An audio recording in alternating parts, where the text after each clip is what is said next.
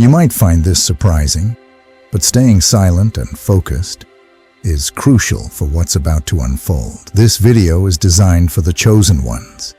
If you don't feel like one, you might not want to stay until the end, and that's perfectly fine. But if you are a chosen one, you'll understand and resonate with every word I'm about to share. Today, I have a message that could truly change your life. This isn't just another set of words to grab your attention. These are words with the essence of truth. This isn't a sermon or just some wise sayings. What I'm about to tell you carries the weight of life and death. It's a message that can spark a fire within you, burning away doubts, fears, and negativity. This message is rooted in the Word of God, the ultimate source of truth and power.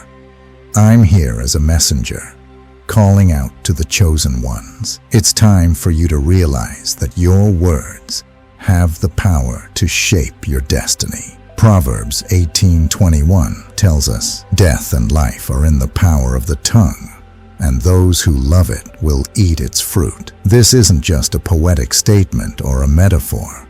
It's a divine law that affects our lives every day. The words you speak can create or destroy, bless or curse, bring life or death. So, what kind of life do you want? Do you want to walk in God's blessings, experience His abundance, favor and peace? Or do you want to continue in defeat and despair, speaking words that don't align with God's plan for you? The choice is yours, and the power is in your tongue. Welcome to Uplift Saga. If you're not subscribed yet, go ahead and hit that button. Like the video, and turn on notifications to stay updated with the Word of God. Before we dive deeper, let's reflect on this responsibility. God, in His infinite wisdom, has given you the power of speech. This isn't a power to be taken lightly. It's a divine responsibility that requires wisdom, discernment, and self-control. In Genesis, we see the power of words in action. God spoke the world into existence, and God said, "Let there be light." And there was light. Genesis 1:3. With just a word, God brought forth light from darkness, order from chaos, and life from nothingness. This same creative power resides in you because you are made in God's image. But with great power comes great responsibility. Jesus warned us about the consequences of careless words. In Matthew 12:36-37, He said, "Everyone will have to give account on the day of judgment for every empty word they have spoken. Every word you speak is like a seed planted in the soil of your life. It will bear fruit, whether good or bad." That's why it's crucial to speak words that align with God's will, words that reflect His truth, love, and righteousness. Now let's talk about a struggle many of us face, the battle within. This is the battle against self-sabotage, the habit of speaking words that harm our success and peace. How often have you said, "I'm not good enough, I can't do this," or "Nothing ever goes right for me"? These aren't just empty words. They shape your reality. Speaking negatively plants seeds of doubt and failure in your life. But there is hope, and that hope lies in changing the way you speak. God has given you the authority to declare victory over your life. Mark 11:23 says, "If anyone says to this mountain, 'Go, throw yourself into the sea,' and does not doubt in their heart, but believes that what they say will happen, it will be done for them." Notice the emphasis on says and believes. What you speak with faith has the power to move mountains. It's time to break free from self-sabotage by speaking words of faith and victory. Instead of saying, "I can't," declare, "I can do all things through Christ who strengthens me." Philippians 4:13. Instead of, "I'm not good enough," proclaim, "I am fearfully and wonderfully made." Psalm 139:14. Instead of, "Nothing ever goes right for me," Declare, all things work together for good to those who love God. Romans 8:28. The Bible is full of examples showing the power of positive confession, speaking words of faith and victory over your life and circumstances. Take David and Goliath, for example. When David faced the giant, he didn't cower in fear. He spoke words of faith and victory. He declared, "This day the Lord will deliver you into my hands." 1 Samuel 17:46. David's words weren't just boasts. They were declarations rooted in his faith in God. He understood that the power of life and death was in his tongue, and he chose to speak life. Because of this, he defeated Goliath and brought victory to Israel. This power of positive confession isn't just for David, it's for you too. When you face challenges, don't speak defeat. Declare the promises of God over your life. When you're sick, declare, "By his stripes I am healed." Isaiah 53, verse 5. When you face financial difficulties, declare, "My God shall supply all my needs." Philippians 4:19. When you're afraid, declare, "God has not given me a spirit of fear, but of power, love, and a sound mind." 2 Timothy 1:7. Your words have the power to change your circumstances, but this power only works when it's rooted in faith, aligned with God's word, and spoken confidently. Let's also talk about guarding your tongue. The Bible warns us about the dangers of careless words. James 3:5-6 says, "The tongue is a small part of the body, but it makes great boasts. Consider what a great forest is set on fire by a small spark." The tongue also is a fire. The words you speak can ignite fires of discord, bitterness, and pain in your life and in the lives of others. That's why it's so important to guard your tongue, to practice self-control, and to speak wisely. Jesus emphasized this in Matthew 12:36-37. reminding us that we will give account for every empty word. This isn't a call to silence, but a call to speak wisely. Use your words to build up, not tear down, to bless, not curse, to encourage, not discourage. Proverbs 15:1 says, "A gentle answer turns away wrath, but a harsh word stirs up anger. Let your words be filled with grace, seasoned with salt, so they build up rather than tear down."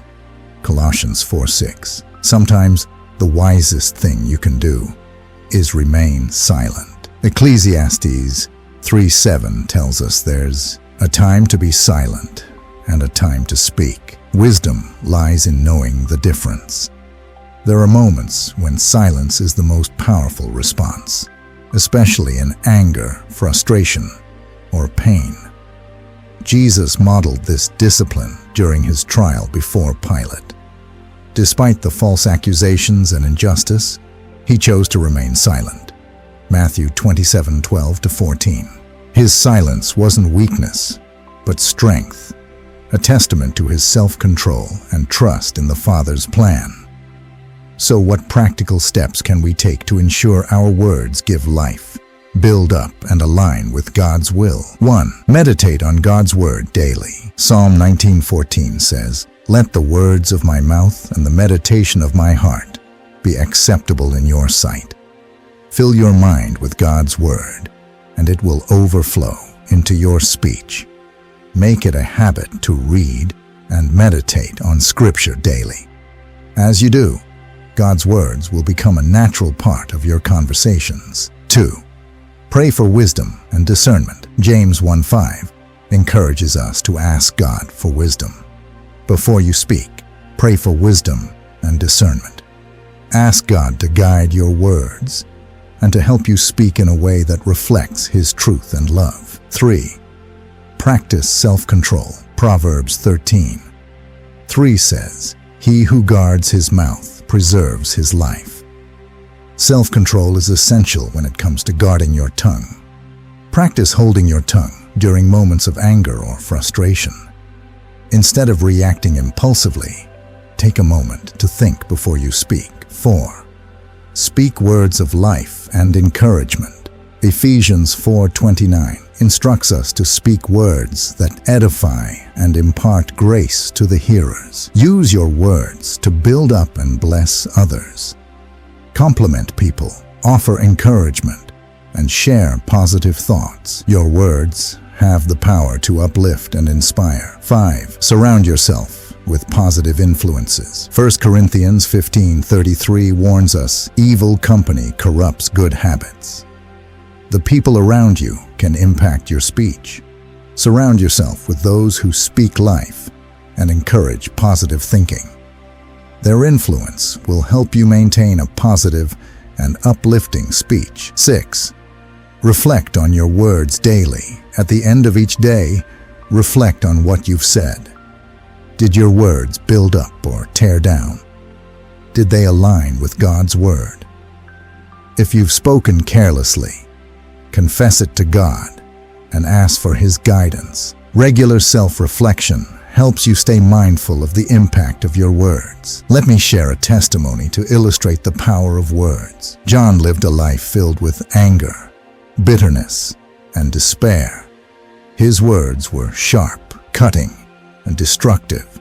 His life reflected the words he spoke, full of conflict and broken relationships. One day, he heard a message about the power of the tongue. It struck a chord with him, and he realized his words were a major source of his pain. He asked for God's forgiveness and started to change how he spoke.